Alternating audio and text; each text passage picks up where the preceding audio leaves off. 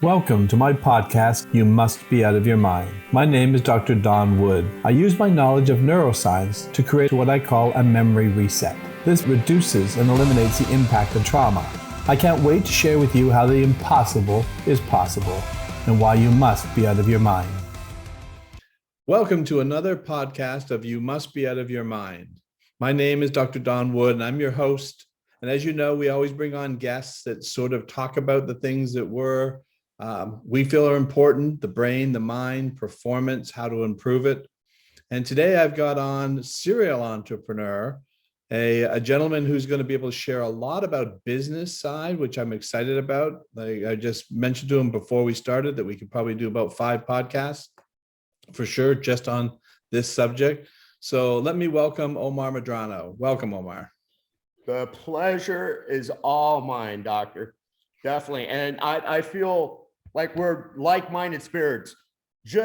We're taping this on 4th of July. Why? Because it's like any other day. This is the present. There's 2 types of people. There's those that are celebrating. Oh, wow, we can't wait till the next 3-4 day weekend. Hey guys, that's Memorial. We just did Memorial. This is 4th of July, and it fell on a Monday. They're winning. They can't wait till Labor Day. Exactly. You know what? There's people like you and I. You always have to do the work. You always have to work. And not just entrepreneurs. Everybody has competitors out there. You have to ask yourself, your competitor's watching Joey Chestnuts eat hot dogs. He's watching Stranger Things. He's doing the barbecue. He's killing it. He's listening to Born in the USA. He's listening to Kid Rock, Born Free. But you know what? Not us. We're working to be a better version of ourselves. I woke up this morning saying, all I want to do is be a better version of who I was yesterday. That's awesome. No, I love that.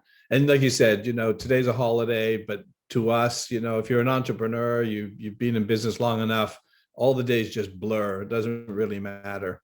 So, Christmas is one day that we probably should say, let's take a day off. That's the old, you're going to laugh. My first time ever being a coach or getting paid, the client wanted to work on Thanksgiving Day, and which he's an entrepreneur. I'm an entrepreneur, and that's it. I'm not a pilgrim. I didn't come here, on the Mayflower. It's an amazing day. We should be thankful every day, not one Thursday, not so we could go to Walmart and trample the greeter the next day, not to watch the Lions lose football. To me, I celebrate that day every day. So I'm thankful. So yes, an entrepreneur, you and I, we work Monday through Sunday. I've had to work on my birthday. I've had to work on July 4th. I've had to work every day except for 2 days, probably. Easter, my Lord and Savior's resurrection, and his birthday. Every other day, it's just any other day. I agree. I've done that all my life. So, I know you are referred to as a serial entrepreneur. Tell us a little bit about what you have done, like the kinds of things that I know, because you coach a lot of people, on how to be successful, and you can walk the walk and talk the talk. So tell me what you experienced in your entrepreneurial life. What I experienced as an entrepreneurial life, I wouldn't want anybody to. You don't need to be in a franchise. I wanted to be in a franchise because I didn't believe in myself at the time. I felt like I needed hand-holding. And when you join a franchise, when you do great, it's not about you. It's about the franchise. Thank them. Bend over backwards. Kiss their butts. And when you're doing bad, because everybody, it's sometimes based on horrible location, based on the economy. When the numbers aren't hitting, they're not there to help you. They're there to go, so what is it now? Why aren't you doing the work? Because clearly they want to get the kudos, but they don't want to help you. But yeah, I was a serial entrepreneur. I based it all on emotion. And in business, never do anything based on your emotions. Being an entrepreneur or being a sales guy go hand in hand. You wake up every day at 0. You can't go to the bank with yesterday. You can't go to the bank saying you had an amazing quarter.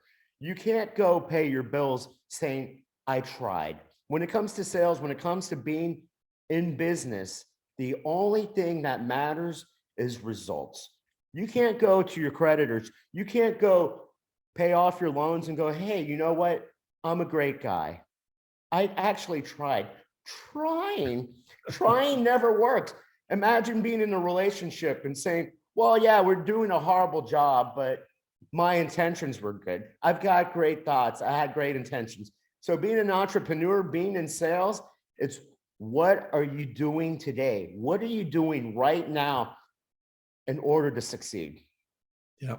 Yeah. And a lot of people don't understand that. They get in and they think, oh, I want to be my own boss. I want to get out and do my own thing. Right. And then it's like, what? I mean, there's all this work. There's so many other things that you have to handle, especially when you're just starting out. Oh, yeah. You're the CEO, the CFO, right? You're all the above. You're the board. But the thing is, people go into business and you hear it all the time. Oh, I want more free time.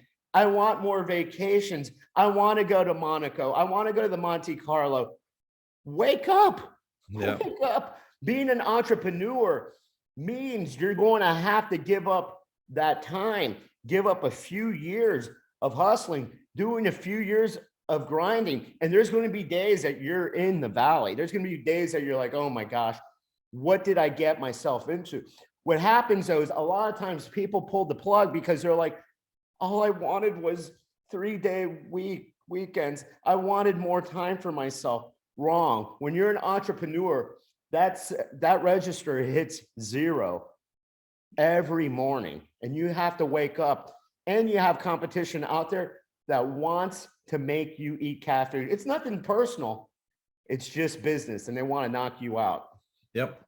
And one of the hardest things is when you start to succeed as well. I love one of the things that I read that you said, if you think you're the smartest person in the room, you're in the wrong room. I love that, because you have to learn how to fire yourself from a particular job so you can hire somebody who's smarter than you at doing that job. When you first start off, you're doing them all. But as you start to grow, you better find people who are smarter and better at certain things than you. That's where the ego sometimes gets involved, and they want to micromanage or not. Just get out of the way, let people come in and do some things that they're good at. The ego kills.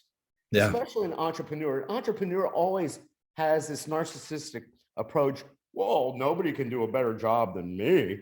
Come on. The way to scale, the way to grow, focus on your strengths, outsource your weakness. I was horrible at paperwork.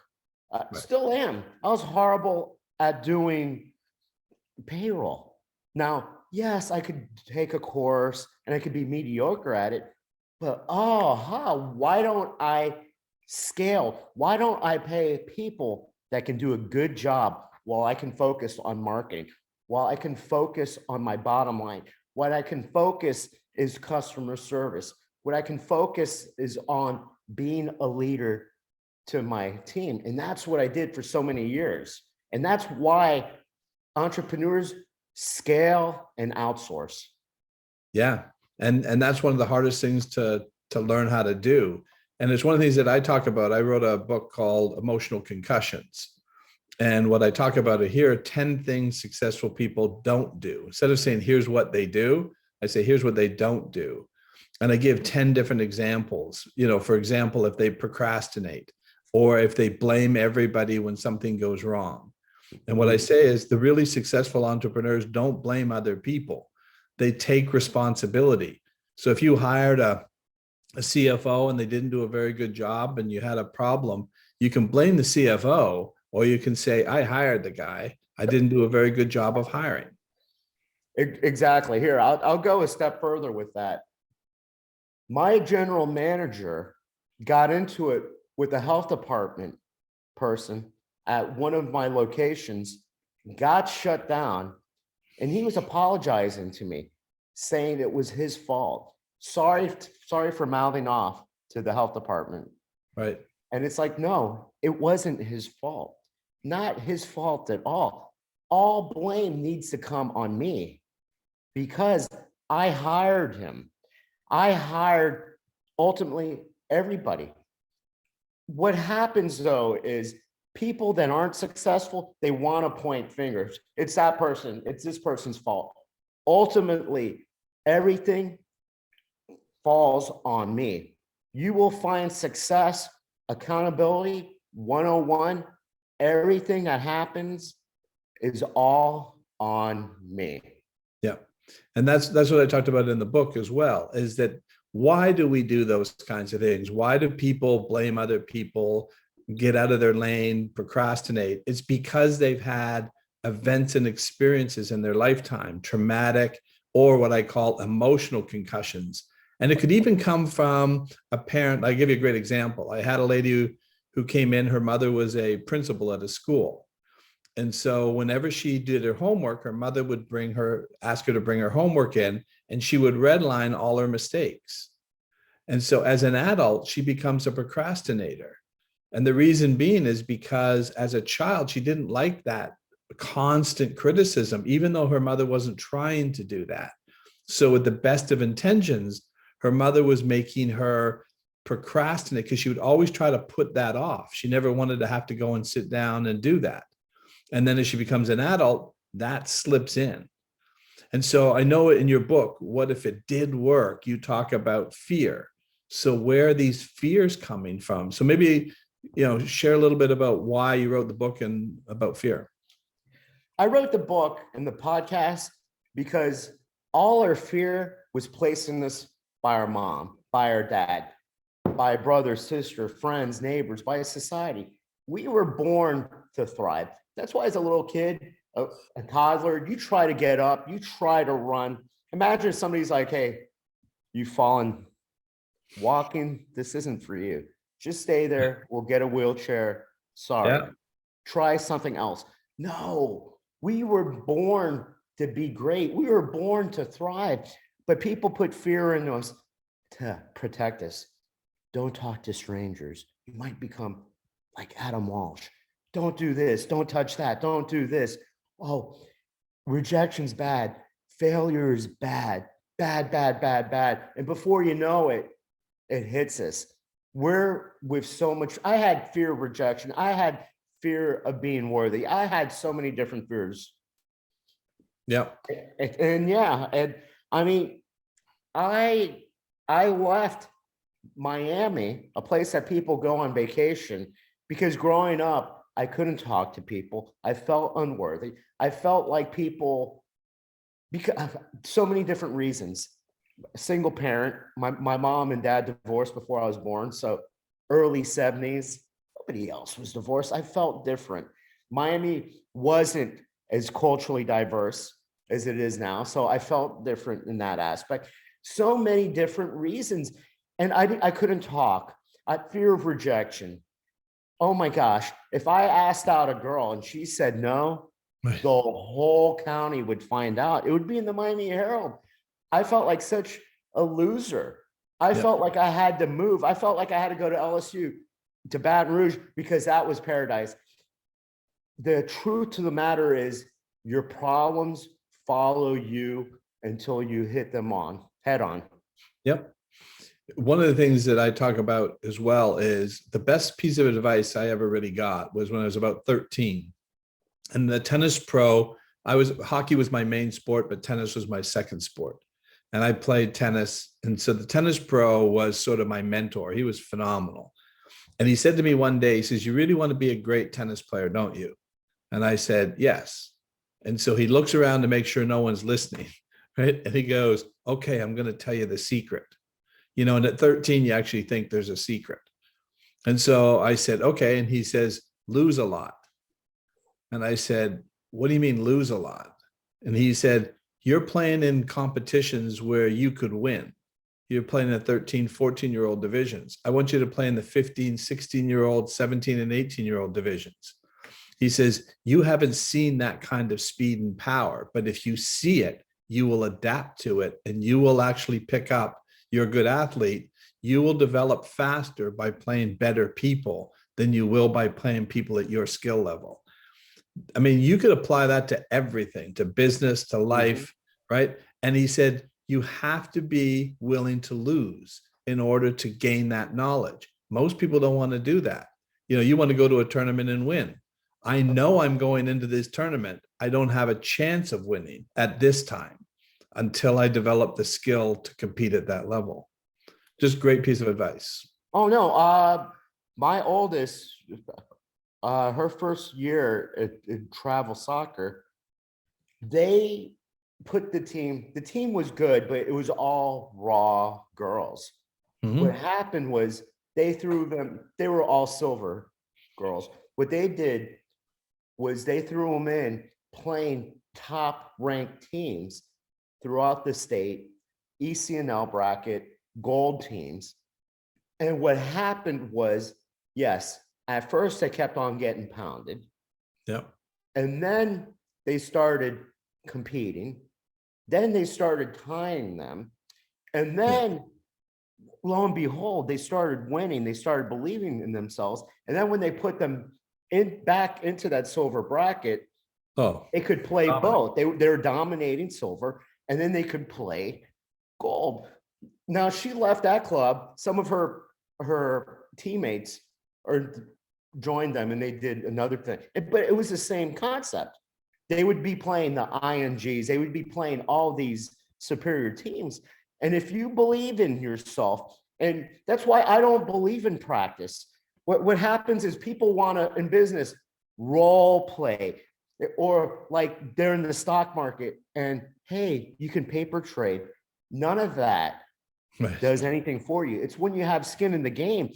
It's like doing sales calls. We can do role playing left and right. That's not going to get me better. What's going to get me better is picking up the phone and having somebody scream at me, give me F-bombs, tell me to go F myself, or go the ultimate 1970s, 80s, 90s, go out there and door knock. Yeah. That's not role playing. That's actually out there when somebody's screaming at you. And when it comes to trading, paper trading, it's like playing blackjack. It's not real money. Yeah, I'll double down on a 20. I'll split face cards. No, the way you get better is have skin in the game. Use real money. You'll learn quick how to become either a great trader or you'll be a horrible trader. For sure. And people are afraid of losing. So they're afraid of that loss, so that would prevent them from doing it. And that could come from all kinds of different life experiences. That could come from earlier in your life where you saw maybe your parents lose their house or lose in business. And then that creates the fear in you because it interfered with your safety. Because the number one fear for the human mind is uncertainty. So that's our biggest fear. And so that will, if you don't learn to overcome that, right, you'll get stuck in that pattern. Uncertainty kills take that back. Uncertainty is actually a gift. Uncertainty is a gift because certainty kills more dreams, kills more people than corona, than monkeypox, than anything else out there that people say they're fearful of and focus. What happens is they keep being safe. Their 9-to-5 job, 10, 20, 30, 40 years. Certainty, well, I feel safe. I'll have an extra week of vacation next week. Certainty creates people from going after their dreams, after their goals, trying to find the real life purpose. And what happens is one day regret hits because they're too old, they're unhealthy to follow their dreams, to pursue what they were always meant to be. And that pain of regret is the worst pain out there. Can't fix that. Yeah, pain is a great motivator that what people will do to avoid pain. There's all kinds of examples of it. So tell me about some, because I know you work with a lot of people and you help coach them. Give me an example of somebody that you took, from struggling that way and then help them become more successful. What did they have to overcome? You have the way to find success in business. It's the same thing in personal development. You have to quit living in the past. I say his story or her story. Let go of that emotional trauma. Let it go. Forgive yourself. Forgive whatever or whomever it is that hurts you. Because if you keep on living that, you will feel unworthy. You can try to find success, but you're going to hit self-sabotage. You're going to be, I'm not worth this. This isn't for me. So ultimately, you have to have clarity. What is it that you honestly and truly want? And you have to be specific, but more important, let go of the past. Use that story to influence, to inspire, to motivate you. But until you let go of it, there's no hope for a brighter future. So Omar, that's sort of what we do as well. Is I work with people. The whole program is developed around performance. What's interfering with your ability to perform at your highest level? And what I have found through all my research is generally coming because they've had pain, trauma, experiences earlier in their life, and their mind tries to protect them from that. So the fear of pain is so great. I'll give you a great example. Is I read a story. This is about a German sniper during World War II. And he talked about when they fought against the Russians had a ton of people, but they didn't have very many weapons. He says, so their strategy would be if they had, say, 100 weapons, 100 Russian soldiers would charge at the German lines and they would shoot them. And then the other ones who didn't have weapons would run out, pick up the weapon and continue charging. And that was the way they fought, to try to overwhelm the German lines. So the German sniper said, they had to just keep shooting them. And then another wave would come. He says, and then he figured out how to stop them. He says, I started shooting them in the stomach. I didn't kill them. He says, then what happened is when that next wave was ready to come, they would hear all their comrades on the ground screaming in pain. That was the bigger deterrent, even more than death, being in pain. And so I thought it's fascinating when you think about the human psyche on how something like that, they would rather run and die than run and get shot and be in pain. Well, there's two things that motivate people or get people off their butts. Either running away from pain or pleasure. Most of the time, though, it's not the pleasure. It's running from pain, running from fear.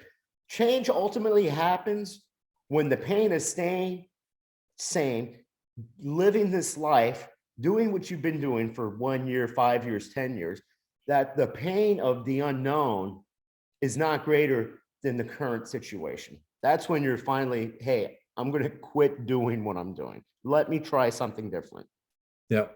And that's why we get into these habits and behaviors, because they provide certainty. We know what's going to happen. So we get stuck in these patterns, what I call codes, because it creates that certainty and safety. But it may not be providing you what you need. And that's why you see people get into these bad habits and behaviors. They're thinking that they're safe, but in actual fact, they're limiting their opportunities to reach their highest level. And one of the things you talked about was 90% of entrepreneurs will ultimately fail and the other 10% struggles. Give me a little more insight as to what your thought process is on that. On why people fail? Yeah. One of the reasons why entrepreneurs fail is instead of seeking advice from successful people, what they do is they listen to people that have never owned a business, never been successful. They listen to family, they listen to friends for advice. That's crazy. That's like me asking my priest on how to be a better father. Asking him at the time when I was married, hey, how do I become a better husband? Wrong. Always seek advice from people. Misery loves company. Those people that are trying to help you, they don't really want to see you succeed because deep down inside, they've failed. And what the pain that they're feeling will be even greater if you succeed, because you actually went out for your dreams. You actually went out and proved other people wrong. Misery just loves company. Yep. That's one of the reasons. And even with the best of intentions, I've seen it where I met a gentleman who wanted to really be an entrepreneur, but he was so risk adverse And when we looked at it, it really came back down to his parents saying, to be successful, you go to college, you get a degree, right? You get a great job, you get a 401k, you buy a house, and you retire. So everything that he was trying to do in his business life was all focused around don't take the risk. So he was always trying to go to other entrepreneurs and saying, if you will buy into this program and take my equipment, I'll share in the revenue, but you buy the equipment, put it into your facility. He couldn't get the nerve to actually buy the equipment, to actually go out and do it. And so once we got him out of that kind of a mindset, he was able to then start to be willing to take some risks, because as you know, and I know, right, entrepreneurship is not for the weak of heart.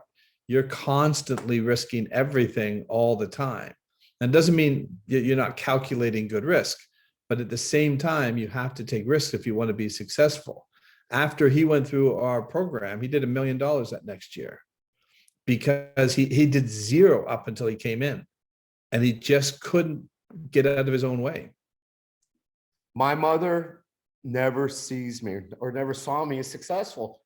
She always preached academia, get a bachelor's, get a master's, work for a publicly traded corporation, 20, 30, 40 years. Now, granted, I saw my mom come home angry, upset, depressed, fearful of losing her job every day. But yet my mom's like, hey, these are the keys to happiness. These are the keys to success.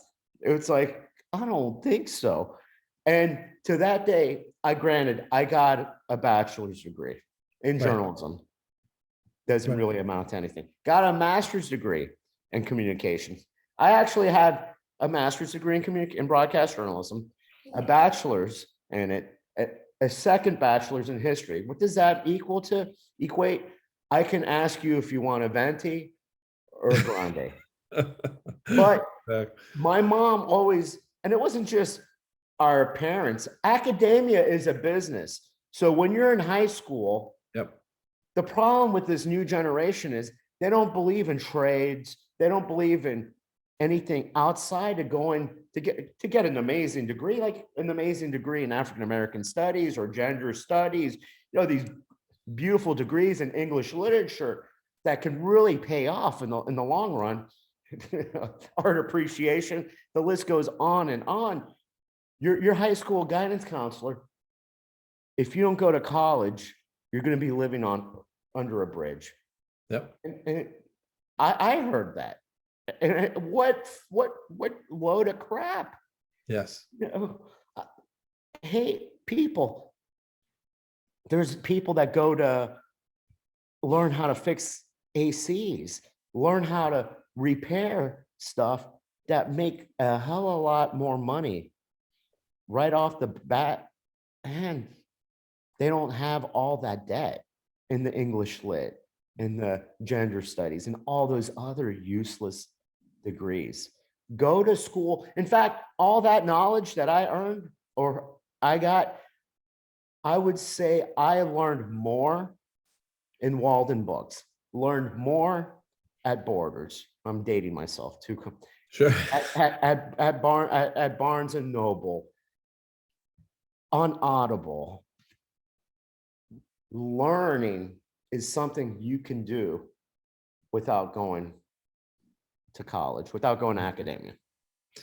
Yeah, and so many people, well, the good news is we're going to probably wipe out a whole bunch of their debt, so they don't feel so bad about getting that degree. But I feel bad because my mom had 2 full-time jobs. I know. So she could pay out-of-state tuition because. Yeah. Well, we're not getting our tuition back. Yeah. I mean, what people don't understand is life isn't fair, but nobody forced them to get that debt. Right. How about if I wanted to go buy a new Lamborghini because I'm almost 50, definitely way a little past my midlife crisis because I'm not going to be George Burns, and let me just accumulate that and go, hey, life isn't fair. Hopefully, the fairy godmother or somebody will touch me and say, hey, life wasn't fair. We need to wipe out your debt. I don't feel bad for any of those people because they knew going hand, or if they didn't know and they just signed blindly, we all have choices in life. We all have free will. They could have gone to a community college. They didn't have to go to a private university to learn basket weaving. Yep. Yep. But so many of them feel that pressure of going out and having to do something, which is really a shame. It really is a shame because clearly academia is a business because it's unforgivable debt. That shows you it's a business. You can file bankruptcy, but that right there. But yeah, I mean, I don't. Life isn't fair. I wasn't born with a silver spoon in my mouth. My mom had to sacrifice. So what the federal government and what Gen Zs and millennials are saying is that because we all love to play circumstances, their circumstances are different. This is a whole different time. No, it's not. That's just an excuse. When people say, oh, things are different now because we had a pandemic that kills people at a 0.00 who knows what percent. Could you imagine if we had Marty McFly's DeLorean and we went back during the Black Plague when millions upon millions of people were dying, but you still had to work because you still had to provide for your family? Could you imagine telling them, hey, things are worse. I had to try to flatten the curve. And they would probably been like, oh my gosh, is this thing like wiping out 80% of the population? No, it's at 0.00%. They would laugh at us. Think about that. Everybody wants to play victim. You know, everybody wants to. The reason why fiction outsells is because we don't love our reality. We try to tune out. That's why somebody binge watches Netflix. Yep. That's why they read, they watch these movies because they want to tune out. The sad part is we can create our own reality. You want that rocky lifestyle? You want to be the overachiever, the overcomer? You're the master of your life. You're the creator of your destiny. Then be it. Yeah. No, it's so true. And that fear of not wanting to fail, right, is a big factor in it. So one of the things that I did like as well when I read some of your stuff was when you say just ask for it. I remember there was a story. I was listening to a speaker one time. I'm a member of the Genius Network, and he was speaking at the annual event. And he talked about how his business is he works with high net worth people. He puts together special experiences for them. And one of his clients called him up and said, I'm going to be in Italy with my family. Can you put a special event together, for us? So he put together a horse and carriage ride to this very famous museum that they actually closed the museum down. Him and his family were going to go in. They had a dinner and everything prepared at the Statue of David, with a famous opera singer singing, a famous chef producing the dinner just for them, all alone in the museum, right? Yep. Have you heard this story? No, but when you said the Statue of David, you're going to laugh. I want you to continue the story. But yes, academia, I've seen it. I've been to Vegas over 100 times. I've seen the actual replica. It's Caesar's Palace. But to be in that museum in Florence, I took my family. I took my 2 daughters, and I took my ex-business partner, clearly my ex-wife, and I cried because that is reality. Seeing something so beautiful in person. But yes, it's Florence. You just triggered something in me because I had that aha moment because beautiful. It's very beautiful. Firenze is very beautiful. A lot of good things. Yep.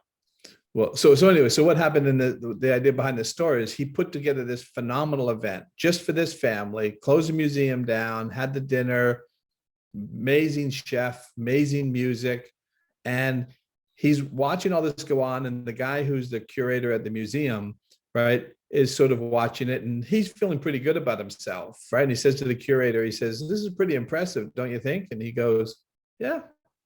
He goes, "You don't seem overly impressed." He goes, "Like, I've got world famous chef, world famous opera singer, we had the museum closed down, all of these things." He says, "Have you ever seen anybody put something together like this before?" And the guy says, "No, I haven't." And so now he's really feeling pretty good about himself. He says, "And why do you think that is?" And you know what the curator said? "Because nobody ever asked us." Exactly. He didn't do anything so special. It's always a no. It's always a no until you ask. And that's what he said. He goes, that changed his life. He realized he wasn't doing anything special. Just nobody had ever asked them to do this, that probably anybody else could have done it had they just asked. I mean, willing to pay. So that's why I saw that when you just said, ask for it if you want it, right? That is a key to success in life. So share with me your thought on that.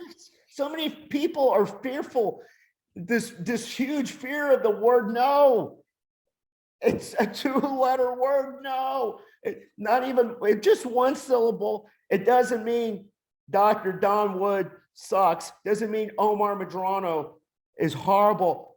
No just is a temporary thing. If you're asking out that woman and she says no, her loss, move on. It doesn't mean I'm not worthy. She might be dating somebody. She might have other plans that day. But so many people don't want to just ask for it because they think no means you're unworthy. You're a horrible person. They see you as a lesser man or a lesser woman. No just means it's just no right this second. If you really want to ask her out again later. Worst case scenario, it'll happen. Best case scenario, next. Yep.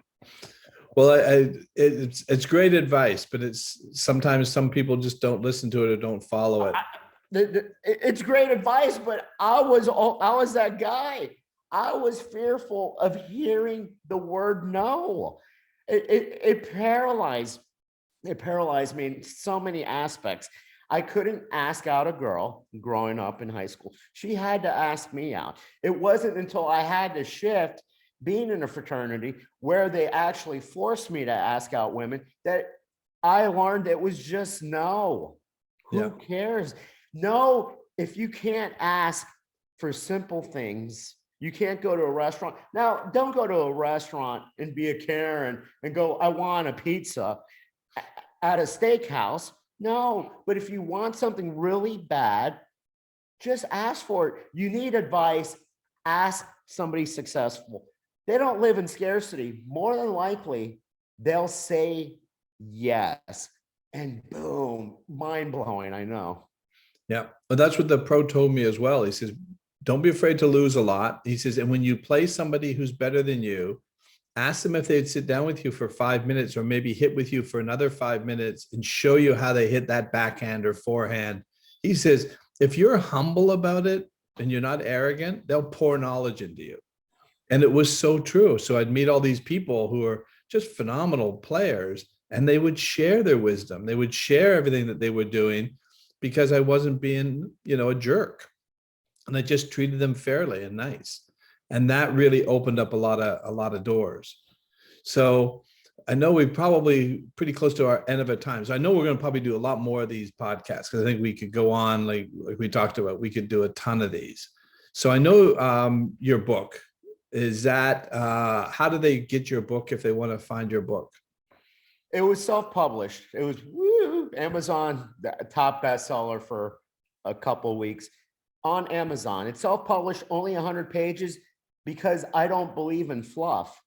Right. Pick it up, read it. Does the book work? No. 10X doesn't work. Awaken the Giant Within doesn't work. 3 Feet from Goal doesn't work. 0 books work. What actually works is you have to implement. My book is a workbook too. After every chapter, you have to do stuff. But hey, I saw that. I really like that. Where you ask the questions. It's one of the things that we do in our program. They listen to audios every day for 30 days, but there's 5 questions with every audio. and you have to do work. Because if not, what happens is people will pick up a self-help book, they'll pick up the Jim Rohn, and they'll pick up the Zig Ziglar, and you're a parrot. Congratulations. You can say 10x. You can say the Tony Robbins quote. You can say the Omar Medrano quote. But those are just words. Actions speak louder than words. Yep, for sure. So if they want to reach you or get a hold of you, I think we'll put probably your information in the notes as well. But 100% public. Yeah. It's called social media. Yeah. If you're an entrepreneur and you have a private account, what are you doing? Omar Medrano on Facebook. You can join my group, What If It Did Work, on Facebook. It's just videos on how to both personal development, business development. Other people pitch. I don't pitch on that because it's about being in service. So you can join that. Omar Medrano 73 on Instagram, public again. I used to be Omar Medrano, but somebody hijacked that. Really? So, yeah. And there's also now a cloned account. I'm not the guy with only 1,000 followers that's going to sell you crypto. I'm the guy with more. So follow me. I'll help you. DM me, Telegram me, fax me, do a banner over a plane, do whatever. I will answer you. Just don't try to sell me crypto. Don't try to sell me Forex. Don't try to sell me a weight loss plan or say I look like crap, because yeah, I do look like I'm almost 50. But if you have a serious question, I am like St. Jude of personal development and business development. I'm the patron saint of lost causes. I will help you out because I don't look at people like their checking accounts. I don't chase money. I only chase results. Awesome. Well, great way to wrap it up. I've really enjoyed this. This has been great. Like I said, I know we'll probably continue in a few more of these, but any final words before we finish? Any final words? All you have is today. Don't rest on your past. Don't bask in the glory. Don't dwell on the negative. That's all in the past. Win or lose, all you have is now. What are you going to do today to have an outstanding future? All you have is right now. There is no future. Do something amazing today. Listen to podcasts. Do things that make you a better person. Whenever we do things, they'll either push us towards who we want to be or pushes us away. Be mindful of that. And that's awesome. And the only thing I could add to that is I say the same thing, Omar. I talk about there's no such thing as the past. The past is just information, right? The past doesn't exist. People get stuck in the past as if it exists. There's nothing in the past happening now. The only thing that's happening now is now. Exactly. And don't stress over the what do you see yourself doing 5 years from 10 years from now? I don't even know if I have tomorrow. Don't dwell on that. I might be broke in 17 years. Well, that's you don't know if you have 17 minutes. All you can do is do something amazing. Do something right this second and live in the present. Exactly. And what I talk about too, when you start, it's okay to plan for some things for the future, but what you have to distinguish is when you find yourself predicting. And all of a sudden, if a plan doesn't come together, you panic because you actually had predicted something was going to happen. So you have to identify, am I planning or am I predicting? And plans are okay, but plans are meant to change, right? Even flight plans for airlines who have 200 people on a plane can change a plan, right? In a second if they need to. So lead your life the same way. Don't be afraid to make a change. We can all have great plans, but it's like what Mike Tyson says. What you might think you have a plan until you get punched in the face. And that's,